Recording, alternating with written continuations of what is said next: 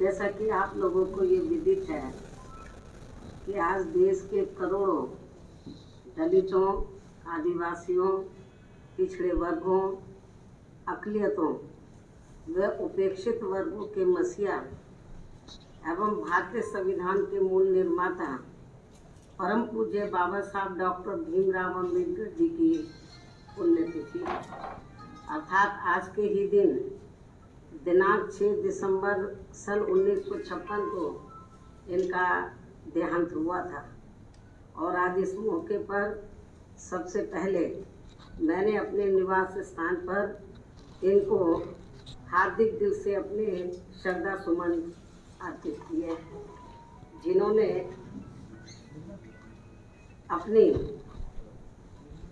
पूरी जिंदगी अनेकों कष्ट झेलकर खासकर इन वर्गों के लोगों को अपने पैरों पर खड़ा करने के लिए समर्पित किया। इतना ही नहीं बल्कि भारतीय संविधान बनाने का मौका मिलने पर फिर इन्होंने इन वर्गों के लोगों को हर स्तर पर अपने पैरों पर खड़ा करने के लिए इन्हें कानूनी अधिकार भी दिलाए हैं, जिनका यहाँ केंद्र व राज्यों की भी जातिवादी सरकारों के चलते इन्हें पूरा लाभ नहीं मिल पा रहा है। ये बड़े दुख व चिंता की भी बात है।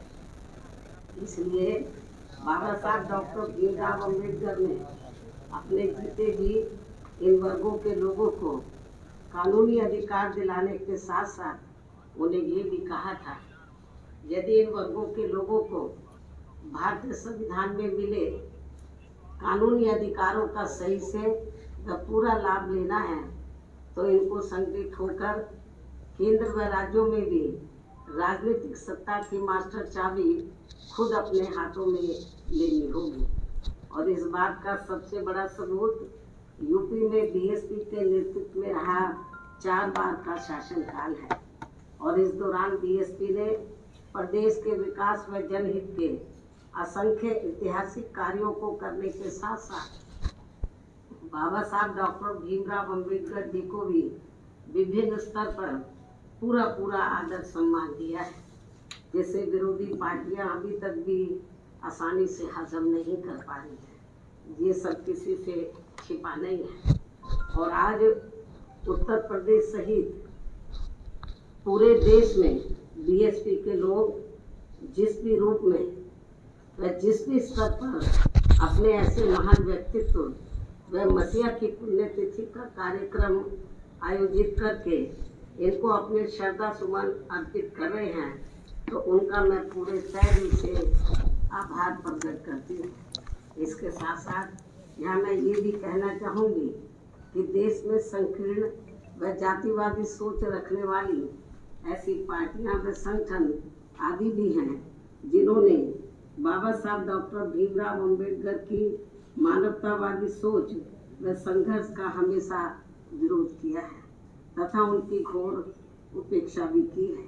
लेकिन अब वे अपने राजनीतिक हित के लिए दिखाती व बनावटी प्रेम के रूप में मजबूरी में उन्हें याद करते हुए हमें नजर आ रहे हैं। यह उनकी इसी मजबूरी का ही नाम बहुजन समाज पार्टी है, जिसकी स्थापना के बाद से ही देश में टूटे व बिखरे पड़े हुए करोड़ों दलितों, आदिवासियों, अन्य पिछड़े वर्गों तथा धार्मिक अल्पसंख्यकों में से विशेषकर मुस्लिम समाज के लोगों को भी इस पार्टी ने बाबा साहब की सोच के मुताबिक चलकर इनको इनके वोट की शक्ति व राजनीतिक महत्व के प्रति जागरूकता पैदा करके उन्हें उनके अस्तित्व तथा उन्हें गुलाम मानसिकता से भी काफ़ी कुछ आज़ादी दिलाई है। इसलिए बाबा साहब डॉक्टर भीमराव अम्बेडकर को दिल जान से चाहने वाले उनके खासकर बीएसपी मूवमेंट से जुड़े करोड़ों लोग देश भर में आज उन्हें केवल नमन व याद ही नहीं कर रहे हैं, बल्कि उनके अति महत्व आकांक्षी आत्मसम्मान व स्वाभिमान के मूवमेंट को पूरे समर्पण के साथ आगे बढ़ाते रहने का संकल्प भी ले रहे हैं, तैयार भी कर रहे हैं। इसके साथ ही बीएसपी का संघर्ष व मुख्य लक्ष्य बाबा साहब डॉक्टर भीमराव अम्बेडकर के अति महत्वाकांक्षी आत्मसम्मान व स्वाभिमानी मूवमेंट तथा उनकी समतामूलक व न्यायपूर्ण सोच को देश में जिंदा रखने व उसे आगे बढ़ाने का मूवमेंट भी है, जिसे कभी भी कम करके नहीं आंका जाना चाहिए। और ये कारवां बाबा साहब का और ये कारवां न रुकने वाला है और न ही झुकने वाला है, बल्कि बाबा साहब डॉक्टर भीमराव अम्बेडकर के चट्टान जैसे मजबूत इरादों की तरह पत्थर काट कर अपना रास्ता खुद बनाने वाला है, जिसके नेतृत्व पर लोगों को हमेशा पूरा विश्वास रहा है। परंतु दुख इस बात का भी है कि कुछ लोग व संगठन अपने थोड़े थोड़े निजी स्वार्थ की खातिर खासकर दलितों, आदिवासियों, पिछड़े वर्गों व अन्य उपेक्षित वर्गों के वोटों को बांटकर बाबा साहब की मूवमेंट को कमजोर करने में लगे रहते हैं। हालांकि उन सबका स्वार्थ फिर चुनाव के बाद उन्हें पैदल करके फिर से ऐसा छोड़ देते हैं कि वे न घर के रहते हैं न घाट के। लेकिन इन सब के बावजूद भी बीएसपी को अपने लोगों की भरपूर लग्न मेहनत व मिशनरी संघर्ष पर पूरा भरोसा है कि वे विरोधियों के इन सभी साम दाम दंड भेद आदि हथकंडों का डटकर मुकाबला करते हुए अर्थात सामना करते हुए अपने मकसद में जरूर कामयाब होंगे। और फिर इस बार सन 2022 में बीएसपी की पूर्ण बहुमत की सन 2007 से भी अधिक मजबूत सरकार बनेगी। साथ ही इसी चुनाव में यूपी से लगे उत्तराखंड स्टेट में भी इस बार बीएसपी अपना बेहतर रिजल्ट लाएगी। इसके साथ साथ पंजाब स्टेट में भी अपने गठबंधन की मजबूत सरकार जरूर बनाएगी। और अब अंत में पूरे देश भर में बीएसपी के सभी लोगों की तरफ से भी परम पूज्य बाबा साहब डॉक्टर भीमराव अम्बेडकर जी के साथ साथ दलित, आदिवासी व पिछड़े वर्ग में समय समय पर जन्मे अपने महान संतों, गुरुओं व महापुरुषों में भी खासकर महात्मा ज्योतिराव फूले, छत्रपति शाहू जी महाराज, श्री नारायण गुरु व बीएसपी मूवमेंट के जन्मदाता एवं संस्थापक माननीय श्री कांशीराम जी आदि को भी दिल से नमन व श्रद्धा सुमन अर्पित करते हुए अपनी बात यही समाप्त करती हूँ। धन्यवाद। जय भीम व जय भारत।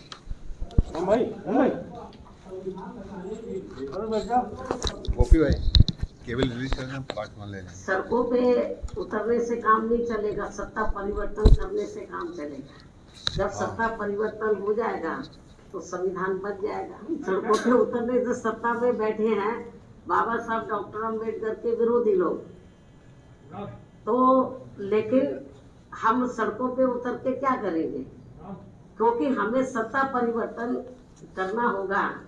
और जब केंद्र और राज्यों में इस किस्म की सरकारें जो संविधान के हिसाब से नहीं चल रही हैं, तो उनका एक ही रास्ता है कि उनको सत्ता से बाहर करके तो बीएसपी को सत्ता में लाना, तभी संविधान सही मायने में ठीक ढंग से संविधान के मुताबिक काम हो सकता है, किया जा सकता है।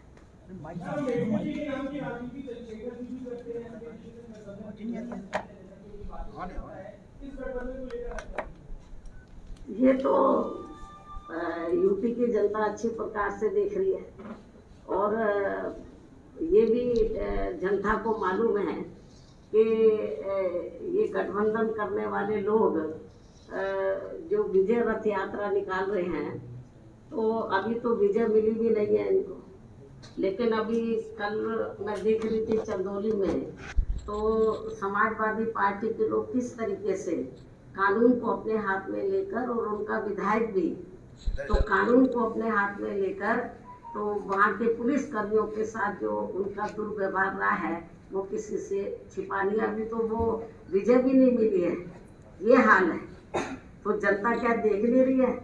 तो इसलिए चाहे गठबंधन कर ले, कुछ भी कर ले, जनता को ये मालूम है कि सपा के शासनकाल में तो गुंडागर्दी, माफियागर्दी चरम सीमा पर थी, और बीएसपी के शासनकाल में हर मामले में, हर स्तर पर कानून द्वारा कानून का राज चलता था। तो ये भी आप लोगों को मालूम है, मीडिया बंधुओं को अच्छी प्रकार से मालूम है।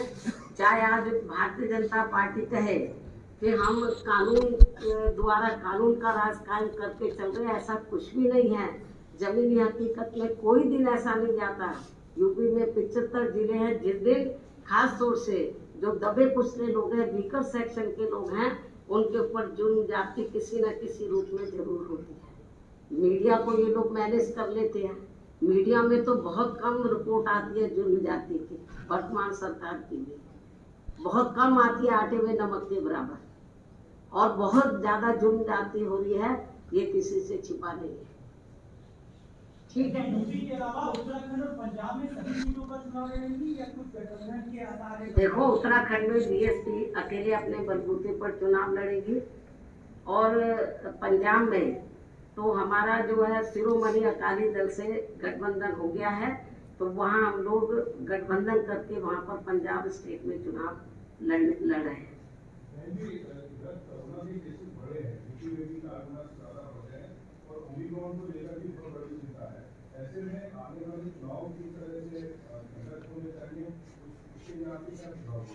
ये तो मुख्य चुनाव आयुक्त को देखना है, केंद्र और सूबे की सरकार को देखना है कि वो क्या गाइडलाइंस तैयार करते हैं। और मेरा तो यही कहना है, जो भी गाइडलाइंस आती हैं तो उसके हिसाब से जनता को चलना चाहिए, क्योंकि ये जो तीसरी बीमारी है तो ये फिर से मुंह फाड़े हुए है, और है कोरोना नया रूप है। तो इसलिए मैं समझती हूँ कि मेरी तो यूपी की जनता से नहीं, जहाँ जहाँ भी चुनाव हो रहे हैं जिन जिन राज्यों में, तो उनको भी मुख्य चुनाव आयुक्त की, केंद्र की सरकार की, वहाँ के जो राज्य सरकार है उनकी जो भी गाइडलाइंस आती है तो उसको फॉलो करना चाहिए।